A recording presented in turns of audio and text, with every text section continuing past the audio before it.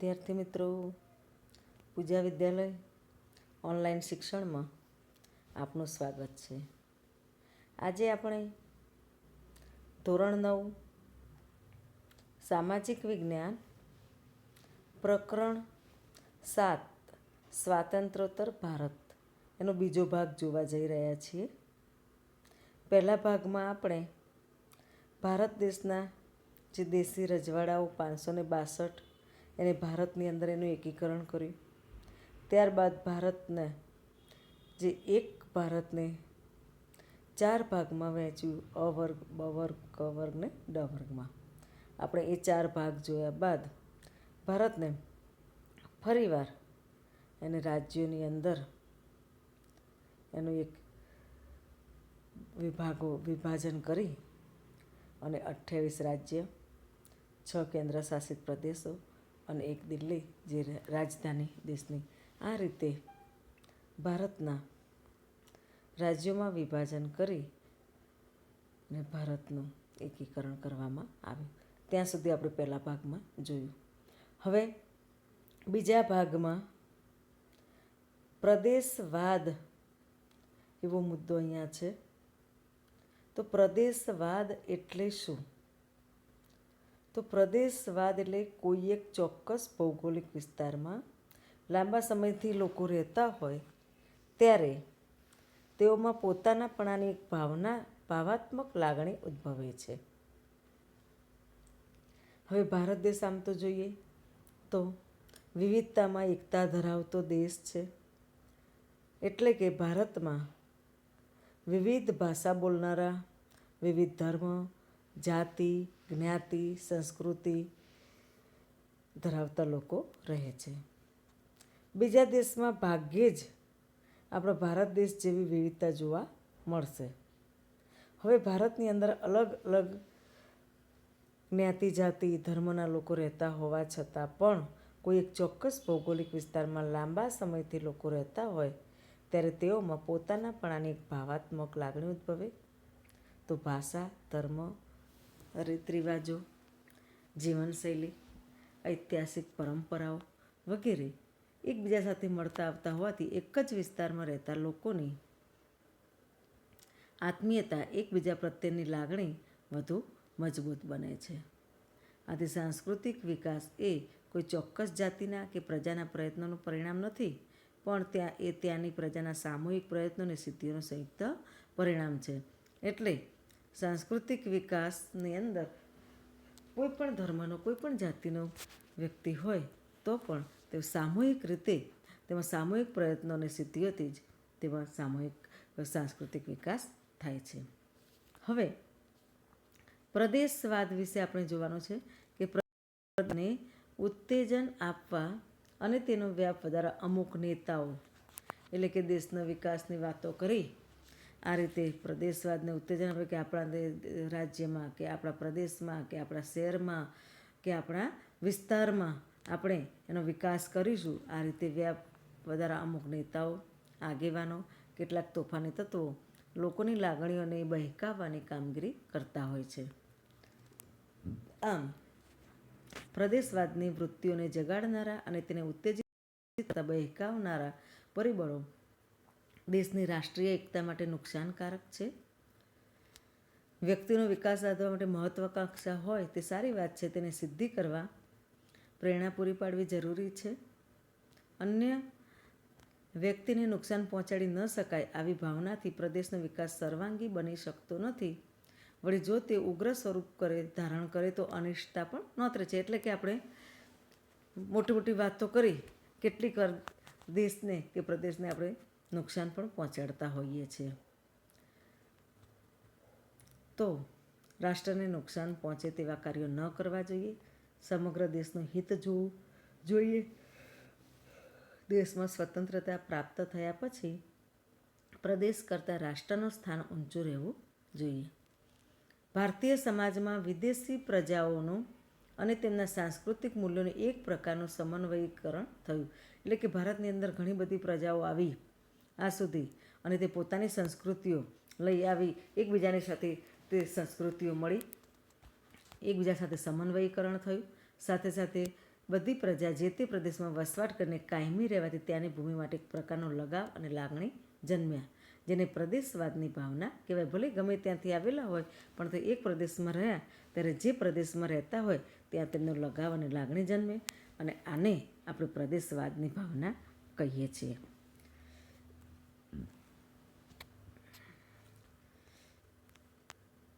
સમય જતાં પ્રદેશવાદની લાગણીમાં સંકુચિતતા પેદા થવા લાગી. પ્રદેશવાદના ઉદ્ભવ અને વિકાસ માટે ભાષા, જાતિ અને ધર્મ એ 3 પરિબળોને મહત્ત્વના ગણાવી શકાય. એટલે કે કેટલીક વાર એક જ ભાષાના લોકો હોય તે હળીમળી રહેતા હોય, એક જ જાતિના લોકોનો એમનો મેળાવડો હોય, અને કેટલીક વાર ધર્મ. આના કારણે પ્રદેશવાદને ઉત્તેજન વધારે મળતું હોય છે. બીજો મુદ્દો છે ભાષા. તો ભાષાવાદે ઉત્તર ભારતમાં જોઈએ તો હિન્દી ભાષા, દક્ષિણ ભારત બિન હિન્દી ભાષાથી પ્રદેશવાદની માગણી તીવ્ર બને છે કે અમારી રાષ્ટ્રીય ભાષા હિન્દી ન હોવી જોઈએ.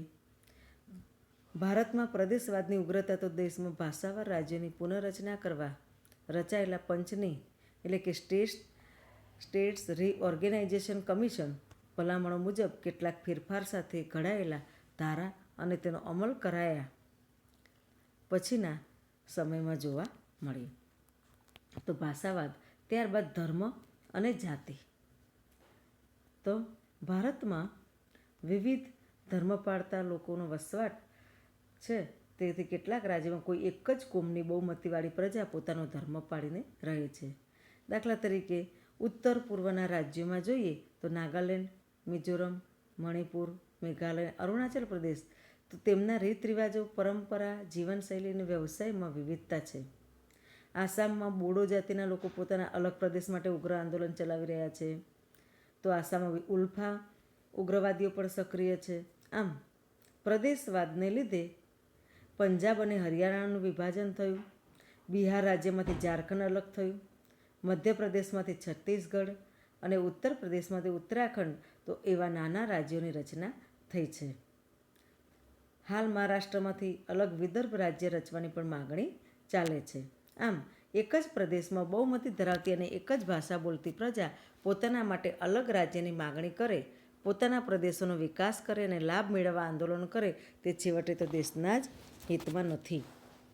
છતાં પણ આ રીતે ધર્મ અને જાતિના કારણે પ્રદેશવાદ જન્મે છે. તો ભારતના બંધારણમાં ભારતને સાર્વભૌમ, સમાજવાદી, ધર્મનિરપેક્ષ, લોકશાહી પ્રજાસત્તાક તરીકે જાહેર કરવામાં આવ્યો છે. રાજ્યની પુનર્રચના વખતે પ્રાદેશિક ભાવના કરતાં સમગ્ર દેશની રાષ્ટ્રીય એકતાને વિચારી નિર્ણય લેવા જોઈએ. એટલે કે પ્રદેશવાદથી એક તો નુકસાન જ છે, છતાં પણ કે જે પ્રદેશવાદ ન હોવો જોઈએ એવું આપણે વિચારીએ, છતાં પણ તે પ્રદેશવાદ તો બને છે. હવે પ્રાદેશિક અસમાનતા, કે પ્રદેશની અંદર એક જ પ્રદેશમાં અથવા તો એક જ વિસ્તારમાં અથવા તો એક જ રાજ્યમાં ઘણીવાર અસમાનતા જોવા મળે છે, અથવા તો દેશના અલગ અલગ ભાગમાં અલગ અલગ આપણને એના વિકાસની અસમાનતા જોવા મળે છે.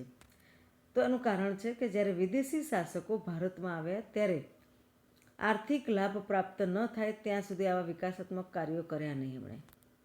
પરિણામે એવા વિસ્તારોમાં પ્રાદેશિક અસમાનતા વિકસી. એટલે કે એમને જ્યાં લાભ હોય ત્યાં જ એમણે વિકાસ કર્યો, કે એમને રેલવેની જરૂર છે જ્યાં, તો એમણે રેલવેનો વિકાસ કર્યો, એમણે બંદરની જરૂરિયાત જ્યાં હતી ત્યાં એમણે બંદરનો વિકાસ કર્યો, જ્યાં રોડ રસ્તાની જરૂર ત્યાં રોડ રસ્તા. તો આ રીતે પ્રાદેશિક અસમાનતા વિકસેલી છે. ભારત સ્વતંત્ર બન્યા પછી સામાજિક અને આર્થિક વિકાસ માટે આયોજન પંચની રચના કરી. તેનો મુખ્ય હેતુ જુદા જુદા પ્રદેશોનો આર્થિક સહિત અન્ય ક્ષેત્રોમાં સમતોલ વિકાસ સાધવાનો હતો. પ્રદેશવાદના દબાણો, રાજકીય કારણોથી વિકાસ યોજનાઓ પોતાના પ્રદેશમાં લઈ જવાને ખેંચતાણ, વિકાસ માટેના સ્ત્રોતો વગેરે અનેક પરિબળો તેમાં ભાગ ભજવતા રહ્યા. આથી સમતોલ વિકાસની બાબતોમાં અસમાનતા પ્રવૃત્તિ જોવા મળે છે. આમ દેશમાં વિકસિત, મધ્ય વિકસિત અને અલ્પ વિકસિત રાજ્યો જોવા મળે છે. એટલે કે દેશની અંદર કેટલાક રાજ્યો વિકસિત છે, તો કેટલાક મધ્યમ વિકસિત, તો કેટલાક અલ્પ વિકસિત. દાખલા તરીકે મહારાષ્ટ્ર રાજ્ય તો વિકસિત કક્ષામાં આવે, પરંતુ મહારાષ્ટ્રની અંદર જ આવેલું વિદર્ભ અને મરાઠાવાડ જેવા વિસ્તારો જે પછાત છે. તે જ રીતે આંધ્રપ્રદેશમાં રાજ્યમાં રાયલસીમા અને તેલંગાણા રાજ્યના કેટલાક વિસ્તારો અલ્પ વિકસિત છે. જ્યારે કેટલાક રાજ્યો કૃષિ વિકાસમાં તો કેટલાક ઔદ્યોગિક વિકાસમાં વિશેષ આગળ છે. તો આમ રાજ્યો વચ્ચેની અસમાનતા માટે ઘણા કારણો જોવા મળે છે. આના કારણે રાજ્યમાં જ આ રીતે અસમાન હોવાથી તેમાંથી પ્રદેશવાદ જન્મે છે. બે પડોશી રાજ્યો ભારતમાં જ હોય તો પણ સરહદી જમીન સંબંધમાં વિવાદ ચાલી રહ્યા છે. દાખલા તરીકે મહારાષ્ટ્ર અને કર્ણાટક રાજ્ય વચ્ચે પંજાબ અને હરિયાણા રાજ્યની સરહદ માટેની જે જમીનના વિવાદ હજુ પણ ચાલી રહ્યા છે. એટલે કે રાજ્યોની અંદર આવા પ્રદેશવાદના કોઈ પ્રદેશની ભૂમિ જળની વહેંચણી, ખનિજ, જળ, ઔદ્યોગિક, કાચો માલ અને કૃષિ ક્ષેત્રને અનુકૂળતા પ્રમાણે લાભ પોતાને મળે તેવી સંકુચિત મનોવૃત્તિ કેટલીક જગ્યાએ જોવા મળે છે. આ પ્રદેશવાદ કે પ્રાદેશિકતાની સંકુચિત ભાવનાના નજીવા સ્વાર્થ કે મહત્વાકાંક્ષાને લીધે રાષ્ટ્રીય એકતાને નુકસાન પહોંચે છે. દેશ સ્વતંત્ર બન્યા પછી પ્રદેશ કરતાં રાષ્ટ્રનું સ્થાન ઊંચું છે તે સ્વીકારી રાષ્ટ્રીય ભાવનાનો વિકાસ વધારી રાષ્ટ્રની ગરિમા, સ્થાન ઊંચું રહે અને જળવાઈ રહે તેવા ઉપાયો કરવા જોઈએ. હવે ભારત દેશ આઝાદ થયા બાદ વિજ્ઞાન અને ટેકનોલોજી ક્ષેત્રે એનો વિકાસ આપણે જોઈએ. તો વિશ્વના અન્ય વિકાસશીલ દેશોની તુલનામાં ભારતે છેલ્લી અડધી સદીમાં ટેકનોલોજીના વિકાસના ક્ષેત્રે જે સિદ્ધિઓ મેળવી તે અતિ વિકસિત દેશોની બરોબરી કરી શકે તેમ કહી શકાય. કારણ કે ભારતમાં મર્યાદિત અને અલ્પ સાધનો છે, સાક્ષરતાનું ઓછું પ્રમાણ. આ બાબતોના પરિપ્રેક્ષ્યમાં ભારતનું વિજ્ઞાન અને ટેકનોલોજી ક્ષેત્રનો વિકાસ નોંધપાત્ર ગણી શકાય. સ્વતંત્રતા પછી ભારતનું નેતૃત્વ કરનારા મહાનુભાવો, વિવિધ વિદ્વાન વૈજ્ઞાનિકો જેવા કે ડૉક્ટર હોમી ભાભા, ડૉક્ટર રાજા Ramanna, doctor Vikram Sarabhai, doctor C V Raman અને ઇજનેરી ક્ષેત્રના સર એમ વિશ્વેશ્વરૈયા, સામ પિત્રોડા, ડૉક્ટર એપીજે અબ્દુલ કલામ જે આપણા ભારતના પૂર્વ રાષ્ટ્રપતિ અને મેટ્રો રેલવે પ્રોજેક્ટને સફળ બનાવનાર શ્રીધરન તથા આવા અન્ય વૈજ્ઞાનિકો, ઇજનેરો, ટેકનોક્રેટો વગેરેનું પ્રદાન નોંધપાત્ર ગણાય.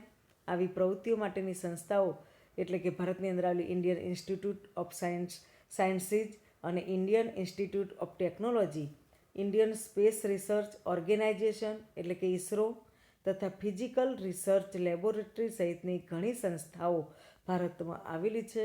એના કારણે ભારતમાં વિજ્ઞાન અને ટેકનોલોજી ક્ષેત્રે ઘણો બધો ફાળો કહી શકાય. ભારતની અંદર મહિલાઓનું પણ આ ક્ષેત્રે ઘણું બધું નોંધપાત્ર પ્રદાન રહેલું છે. દાખલા તરીકે આપણે જોઈએ કે મહિલાઓમાં જાનકી જે વનસ્પતિ ક્ષેત્રે જેમણે સારું એવું એમણે નામ પ્રદાન કરેલું છે. ત્યારબાદ અસીમા ચેટર્જી કે રસાયણિક શાસ્ત્રમાં, ડૉક્ટર ઇન્દિરા આહુજા તબીબી ક્ષેત્રે, શકુંતલા દેવી જે ગણિતશાસ્ત્રમાં માનવ સંગણક કહેવાય છે એટલે કે હ્યુમન કોમ્પ્યુટરના નામે ઓળખાય છે, કલ્પના ચાવલા અવકાશ ક્ષેત્રે અને સુનિતા વિલિયમ પણ અવકાશ ક્ષેત્રે. તો આમ આ ઉપરાંત વિવિધ ક્ષેત્રોમાં મહિલાઓનું પ્રદાન અભૂતપૂર્વ રહ્યું છે અને તેમણે રાષ્ટ્રીય વિકાસમાં મહત્ત્વપૂર્ણ યોગદાન આપ્યું છે. સ્વતંત્રતા વખતે હવે આપણે જોઈએ કે ભારત દેશ આઝાદ થયો તે પહેલાં અનાજ માટે પરાવલંબી હતો. એટલે કે અનાજમાં ઘઉં જેવી વસ્તુઓ પણ આપણે બીજા દેશમાંથી આયાત કરવી પડતી હતી. આથી કૃષિ ક્ષેત્રે ભારતમાં આઝાદી મળ્યા બાદ હરિયાળી ક્રાંતિ આવી અને હરિયાળી ક્રાંતિના કારણે અનાજ ઉત્પાદન ક્ષેત્રે મહત્ત્વની સિદ્ધિ શકાય. ત્યારબાદ ભારત દેશ આઝાદ થયા બાદ બહુહેતુક યોજનાઓ, જળાશયો, નહેરો, જળસંચય ઉપરાંત કૃષિ વૈજ્ઞાનિકો અને કૃષિ ક્ષેત્રે કાર્યરત ટેકનોલોજીનો ઉપયોગ, કૃષિ યુનિવર્સિટીઓની સ્થાપના થવાથી સતત થઈ રહેલા સંશોધનોનો પણ ભારતના વિકાસમાં મહત્ત્વનો ફાળો છે. ત્યારબાદ પરમાણુ વિજ્ઞાન અને ટેકનોલોજીમાં જોઈએ તો પણ શાંતિમય ઉપયોગ કરવો અને તે માટેની સંશોધન સંસ્થાઓ અને પ્રયોગશાળાઓની પણ નોંધ લેવી ઘટે. એટલે કે ભારતમાં એના પરમાણુ વિજ્ઞાન ટેકનોલોજીમાં પણ આપણો સારો એવો ભારતમાં વિકાસ થયેલો છે. એમાં ભાભા પરમાણુ ક્ષેત્ર સંશોધન, ઉપરાંત વૈજ્ઞાનિકો, એન્જિનિયરો અને ટેકનોક્રેટોના સંયુક્ત પુરુષાર્થ વડે બાંધવામાં આવેલા પરમાણુ મથકો. એટલે કે ભારતમાં લગભગ 6 જગ્યાએ આવા પરમાણુ મથકો આવેલા છે. સંરક્ષણ માટે રાજસ્થાનના પોખરણમાં 2 વખત કરવામાં આવેલા અણુ ધડાકાની નોંધ પણ વિશ્વએ લેવી પડી છે. એટલે કે આપણા ભારતમાં અણુશસ્ત્રો જ્યારે બનાવ્યા ત્યારે એ અણુશસ્ત્રોનો પોખરણના રણમાં રાજસ્થાનના ત્યાં એના માટે એ પોખરણના રણમાં અણુ ધડાકા તે કરીને આપણે ભારતમાં આવા આપણી પાસે અણુશસ્ત્રો છે એવું આપણે વિશ્વને બતાવેલું છે. ત્યારબાદ અવકાશમાં સંશોધન ક્ષેત્રે જોઈએ આપણે અવકાશ સંશોધન ક્ષેત્રે તો બાહ્ય અવકાશમાં ઉપગ્રહો છોડવા માટે વિશિષ્ટ પ્રકારના GSLV એટલે કે જે વ્હીકલ, જેને ઉપગ્રહ છોડવા માટેનું વ્હીકલ કહી શકાય, એ પણ આપણા ભારતમાં વિકસાવેલું છે. ભારતે સૌ પ્રથમ પહેલો ઉપગ્રહ આર્યભટ્ટ 1975માં, ત્યારબાદ 1979માં ભાસ્કર અને રોહિણી તથા PSLV એટલે કે પોલર સેટેલાઇટ લોન્ચ વ્હીકલ અને છેલ્લે મંગળ ગ્રહ ઉપર પહોંચવા સુધીનું અભિયાન તથા ક્રમશઃ ઉપગ્રહો છોડવામાં સંપૂર્ણ સ્વાવલંબન એ એક અનેરી સિદ્ધિ. એટલે કે આપણે પહેલાં તો રશિયામાં કે ત્યાં જવું પડતું હતું આપણા ઉપગ્રહો છોડવા માટે. આજે આપણા ભારતમાંથી જ આપણે આવા ઉપગ્રહો છોડી શકીએ છીએ. તો આ સિદ્ધિ માટે ભારતની સંસ્થા ઈસરોની ભૂમિકા નોંધપાત્ર રહી છે. એટલું જ નહીં, વૈશ્વિક કક્ષાની તથા આંતરરાષ્ટ્રીય સ્તરની સંસ્થાઓમાં ભારતીય વૈજ્ઞાનિકો વગેરેનું પ્રદાન નોંધપાત્ર જોવા મળે છે. સંદેશા વ્યવહાર ક્ષેત્રે telephone, computer, internet, mobile phone, smartphone, tablet, fax, email, Twitter, computer, WhatsApp દ્વારા ભારત વિશ્વના અન્ય પ્રગતિશીલ દેશોની હરોળમાં આવી ગયું છે. વહીવટીતંત્ર કોમ્પ્યુટરનો વધતો જતો ઉપયોગ રીતે પર્યાવરણ રક્ષણ માટે કાર્બન ક્રેડિટ આપવામાં પણ સફળ રહેલા છે. એટલે કે ભારતની અંદર કોમ્પ્યુટરીકરણ સંપૂર્ણપણે પણ થઈ ગયું છે એમ પણ કહી શકાય. ત્યારબાદ ઉદ્યોગો ક્ષેત્રે જોઈએ આપણે ભારતમાં તો ઉદ્યોગો, ઉર્જા, કૃષિ અને આરોગ્ય વગેરે ક્ષેત્રોમાં પણ બાયોટેકનોલોજીનો ઉપયોગ અને તેમાં સતત થઈ રહેલા સંશોધનો અને વિકાસ, રિસર્ચ એન્ડ ડેવલપમેન્ટના લીધે ડિજિટલ ઇન્ડિયા, મેક ઇન ઇન્ડિયાના સૂત્રો વિશ્વ પ્રસિદ્ધ બની રહ્યા છે. મેક ઇન ઇન્ડિયા એટલે કે બનાવો અને જાતે બનાવો અને જાતે ઉપયોગ કરો. ડિજિટલ ઇન્ડિયા એટલે દરેક વસ્તુમાં ડિજિટલ એટલે કે કોમ્પ્યુટરાઇઝ. દરિયાઈ સંશોધન ક્ષેત્રે પણ વિકાસના પ્રયાસો, માનવ સંસાધનોના શ્રેષ્ઠતમ ઉપયોગના પ્રયાસો, રસ્તાઓ અને બંદરોના વિકાસ, શિક્ષણ અને આરોગ્ય ક્ષેત્રે માનવ જીવનના સર્વાંગી વિકાસ માટે થઈ રહેલા પ્રયાસો સીમાચિહ્નરૂપ છે. આમ સંયુક્ત રાષ્ટ્ર કે યુનાઇટેડ નેશન્સ દ્વારા 21 જૂનનો દિવસ વિશ્વ યોગ દિન તરીકે ઉજવવાનો નિર્ણય એ એક ઉજ્જવળ ભવિષ્યનું દર્શન કરાવે છે ભારતનું. કારણ કે ભારતના જે પતંજલિ ઋષિ થઈ ગયા અને એમને લખેલું જે યોગ વિશેનું પુસ્તક, તો એ યોગ આપણા ભારતના જ ઋષિએ અને એ યોગને આપણે વિશ્વ યોગ દિન તરીકે ઉજવવાનો નિર્ણય લીધો.